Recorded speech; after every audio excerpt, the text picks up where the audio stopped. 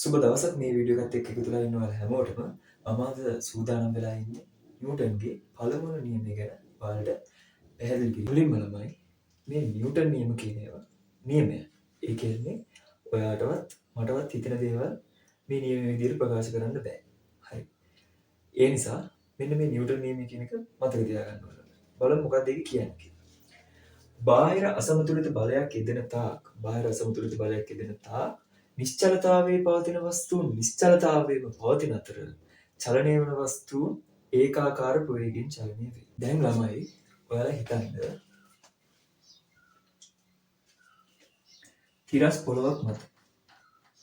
තිරස් පොළොවක් මත ඔයාලා දන්න බලන්න බස් එකක් තියෙනවා. බස් එකක් මෙන්න මෙහෙම නවත්තලා තියෙනවා. නිශ්චලය කියන්නේ ප්‍රවේගය බිඳුව. බස් එක නවත්තලා තියෙනවා. තව බස් එකක් තියෙනවා ළමයි. මේකත් ඒ වගේම තිරස් පොළොවක් මත ඒකාකාර ප්‍රවේගයෙන් චලනය. ඒ කියන්නේ අපි හිතමු පැයට කිලෝමීටර් 50ක. පැයට කිලෝමීටර් 50ක ඒකාකාර වේගයෙන් චලනය කරනවා. හරිද? කියන්නේ එහෙම නැත්නම් වල කෙටියෙන් තේරුම් ගන්න මේක ස්පීඩ් එක. 50ට යනවා කියලා හිතන්න. මේ බස් එක 50ට යනවා. දිගටම 50ට යනවා. හරි. ඊළඟට ඉඳලා මේ නිශ්චල බස් එක ආවා. මේ නිශ්චල බස් එක නවත්තලා ළමයි දෙන්නේ. මේ බස් එකෙන් පිටතේ ඉඳලා. බස් එකෙන් පිටතේ ඉඳලා කවුරු පුද්ගලෙක් මේ බස් එක මත මොකක් කර බලයක් කරනවා. ඒ බලය ළමයි මේ බස් එක චලනය කරන්න තරම් ප්‍රමාණවත් නම් මේ බස් එක ඉස්සරහට චලනය වෙන්න ගන්නවා. හරි. මේ පිටතේ ඉඳලා යොදන බලය එක පුද්ගලයෙක් එහෙම නැත්නම් පුද්ගලයෙක් ගොඩක් විසින් මේ පිටතේ ඉඳලා යොදන F කියන බලය එහෙම නැත්නම් ෆෝස් එක මේ බස් එක චලනය කිරීමට තරම් ප්‍රමාණවත් නම් මේ බස් එක චලනය වෙන්න ගන්නවා ළමයි කිසි අවුලක් නැහැ. හරි. ඊළඟට ඉඳන් ළමයි මේ බස් එක ඇතුළේ ඉඳලා මේ නිශ්චලතාවයේ තියෙන බස් එක කවුරුහරි කෙනෙක් තල්ලු කරනවා කියලා හිතන්න. කවුරු පුද්ගලෙක් මේ බස් එක ඇතුළේ මේ බස් එක තල්ලු කරනවා. චලනය වෙයිද ළමයි? එහෙම චලනය වෙන්නේ නැහැ. බස් එක ඇතුළේ ඉඳලා අපිට බස් එක තල්ලු ගන්න බෑ. ඔය හිතන්න බලන්න. බස් එක කැඩිලා තියෙන්නේ. දැන් බස් එක කරනකොට පස්සේ තල්ලු කරන්න බස් එකේ ඉන්න අයට බහින්න කියනවා. හරි. දැන් එහෙම නම් බහින්න කියන්නේ නැහැ. බස් එක ඇතුළේ ඉඳලාම තල්ලු ගන්න පුළුවන්. බස් එක ඇතුළේ ඉඳලා තල්ලු ගන්නට බස් එක චලනය වෙන්නේ නැහැ. ඊට පස්සේ ළමයි මේ ඒකාකාර ප්‍රවේගයෙන් චලනය වෙමින් තියෙන බස් එකක්. හරි. මේ බස් එක ළමයි චලනය වෙමින් තියෙන්නේ. මේක පාරේ පැයට කිලෝමීටර් 50කින් යන ගමන් තියෙන්නේ තිරස් පාරක. හරි. දැන් ළමයි මේක එළියේ ඉඳලා මේක මත මේ විදිහට බලයක් හදනවා. මේ චලනයෙන් පවතින බස් එක මත බලයක් හදනවා. හරිද? එහෙම වුණොත් ළමයි වෙන්නේ මේ යොදන බලය නිසා එන්න අපි කියමු වේගය කියලා. මේ බස් එකේ වේගය වැඩි වෙනවා. හරි. මේ බස් එකේ වේගය එන්න වැඩි වෙනවා. හරි. 50 තිබ්බ එක මේ යොදන බලය නිසා 51 52 53 ඔන්න ඔය ආකාරයෙන් වැඩි වීගෙන යනවා. හරි. දැන් ඕකෙදිත් හිතන්නකො ළමයි. දැන් මෙයා බලයක් හදන්නේ. හරි. අපි බස් එකේ යන ගමන් ඉන්නවල බස් එක හරියම හිමින් යන්නේ. හරි. දැන් අපි තුන් පැය කිලෝමීටර් 20ක වගේ වේගෙන් යනවා. පැය කිලෝමීටර් 20ක වගේ වේගෙන් බස් එක ඉතා හිමින් යන්නේ. හරි. අපි හිතනවා මේ බස් එක වේගෙන් යන්නෙත් නැහැ කියලා අපිට තරහ ගිල්ල ළමයි. අපි ඉස්සරහා ෂීට් එකෙන් අල්ලගෙන අපි ඉඳන් ඉන්න ෂීට් එකට ඉස්සරහා ෂීට් එකෙන් අල්ලගෙන බස් එක තල්ලු කරනවා. ඒකට බස් එකේ වේගය වැඩි වෙනවා. එහෙම වේගය වැඩි වෙන්නේ නැහැ. හරි. එහෙම වේගය වැඩි වෙන්නේ නැහැ. ප්‍රවේගය වැඩි වෙන්නේ නැහැ. නැත්නම් වේගය වැඩි වෙන්නේ නැහැ. ප්‍රවේගය වැඩි වෙන්නේ නැහැ. දැන් ළමයි මේ නිව්ටන්ගේ පළවෙනි නියමෙදි කියන බාහිර අසමතුලිත බලය. හරි. බාහිර අසමතුලිත බලය.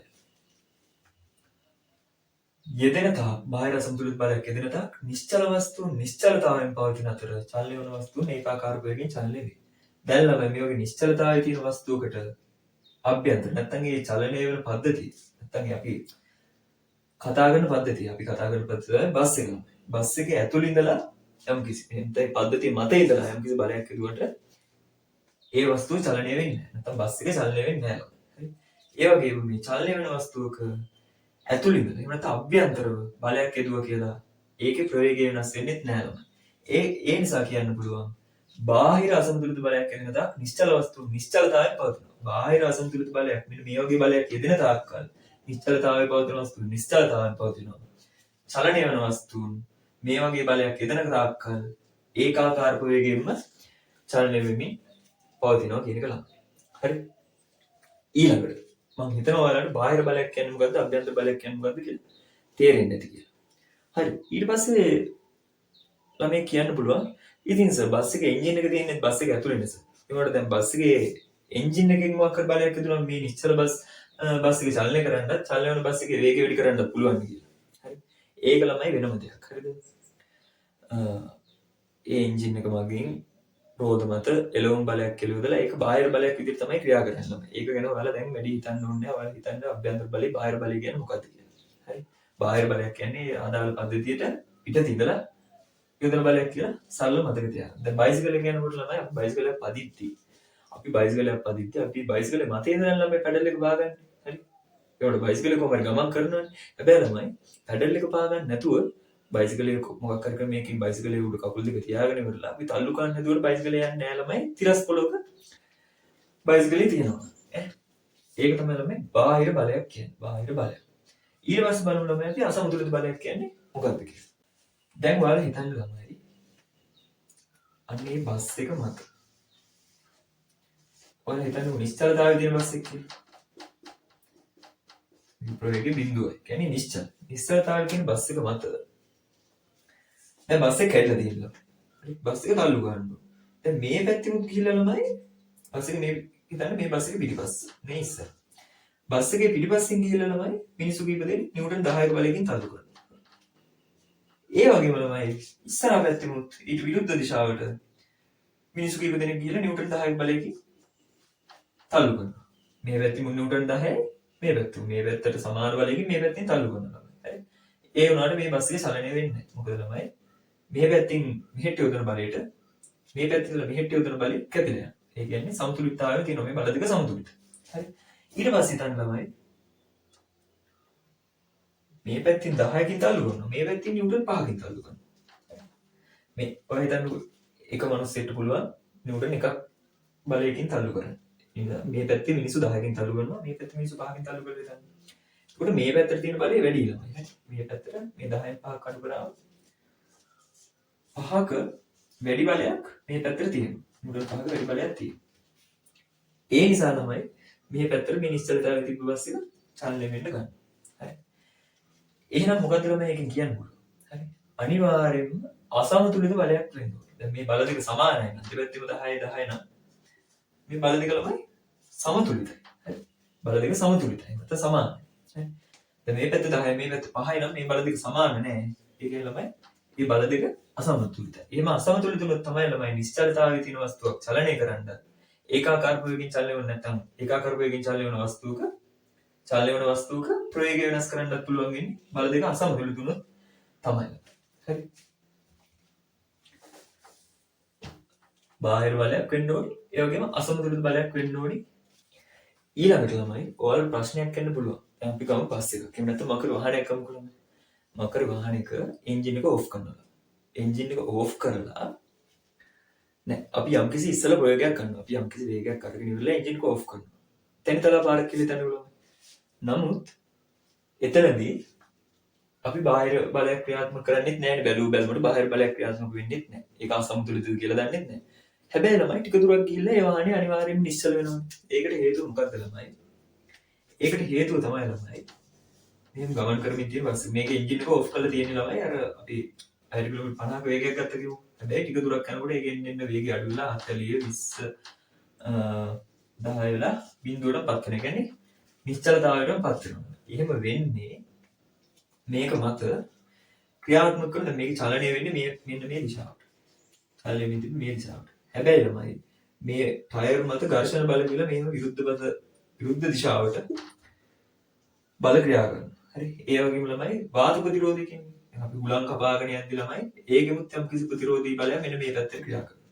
එන්නේ ප්‍රතිරෝධී බල නිසා තමයි ළමයි එන්න මෙන්න මේ විදිහට ප්‍රවේගය අඩු වෙන්නේ. හරි. ප්‍රවේගය අඩු වෙන්නේ. මේ ප්‍රතිරෝධී බල මේ චලනය වන බස් එක මත බාහිර බල විදිහට තමයි ළමයි ක්‍රියා කරන්නේ. ඒ නිසා තමයි ප්‍රවේගයේ එන්න අඩු වෙන්නේ. හරි. එහෙනම් තේරෙනවද ළමයි? නිව්ටන්ගේ පළවෙනි නියමය කියන්නේ බාහිර අසමතුලිත බලයක් යෙදෙන තාක් බාහිරින් අසමතුලිත සමතුලිත නෙවෙයි බාහිරින් අසමතුලිත බලයක් යෙදෙන කන්ම නිශ්චලතාවයේ තියෙන වස්තු නිශ්චලතාවයේ තියෙනවා. ඒකාකාර ප්‍රවේගය තමයි. චලනය වන වස්තුන්ගේ ප්‍රවේගය වෙනස් වෙන්නේ නැහැ. චලන වෙච්ච ප්‍රවේගයෙන්ම දිගටම චලනය වෙනවා. දැන් අපි ගමු කැරම් ඩිස්ක් එක. අපි ළමයි ඩිස්ක් එකට පාරක් ගහුවම මේක යම් කිසි දුරක් යනවා. හරි. ඒකවල නතර වෙනවා. ඒ නතර වෙන්නේ කැරම් ඩිස්ක් එක මතත් අර පුවරුව මතින් ඝර්ෂණ බලයක් ක්‍රියාත්මක වෙන නිසා. ඒ කියන්නේ චලනය වෙන දිශාවට ප්‍රතිවිරුද්ධව මොකක් හරි බලයක් ක්‍රියාත්මක වෙනවා. ඒකට කියනවා ඝර්ෂණ බලය කියලා. හරි. හැබැයි ළමයි මේ ඩිස්ක් එකට අපි ගැහුවම ඉක්මනට චූටි දුරකින් නතර වෙනවා නම් අපි මොකද්ද කරන්නේ? අපි ළමයි කැරම් පුවරුවට දානවා පවුඩර්. කුයර එහෙම නැත්නම් පවුඩර් දානවා. පවුඩර් දැන් මොකද වෙන්නේ? මෙන්න මේ යෙදෙන ඝර්ෂණ බලය අඩු වෙනවා. මේ ඝර්ෂණ බලය අඩු වුණා කියන්නේ ප්‍රයෝග බිඳුව වෙන්නේ. එහෙම නැත්නම් නිශ්චල වෙන්න වැඩි වෙලාවක් ගත වෙනවා. ඒ කියන්නේ ළමයි වැඩි දුරක් ගමන් කරනවා කැරම් ඩිස්ක් එක. දැන් ඔයාලා ළමයි මේ මම දැන් බස් එකක් උදාහරණයක් කියලා දුන්නේ. ඕක ළමයි අපි හිතමුකෝ තිරස් පොළොවක තියලා තියෙන පෙට්ටියක් අපි තල්ලු කරනවා. මේසයක් තල්ලු කරනවා. ඒ හැම එකටම ළමයි ඇප්ලයි කරන්න පුළුවන්. ඒක ඇප්ලයි කරන්න පුළුවන් කොහොමද කියලා ළමයි ඔයාලා නිකන් ඉන්න ගමන් හිතන්න. විද්‍යාව ඉගෙන ගන්න ඕනි එහෙම තමයි. හිතන එක තුලින්ම තමයි ළමයි අපි විද්‍යාව දැනුම වර්ධනය කරගන්න පුළුවන්. හරි. හරි එහෙනම් ළමයි අපි ඊළඟ වීඩියෝ එකෙන් නිව්ටන්ගේ දෙවෙනි නියමයත් එක්ක හම්බුමු.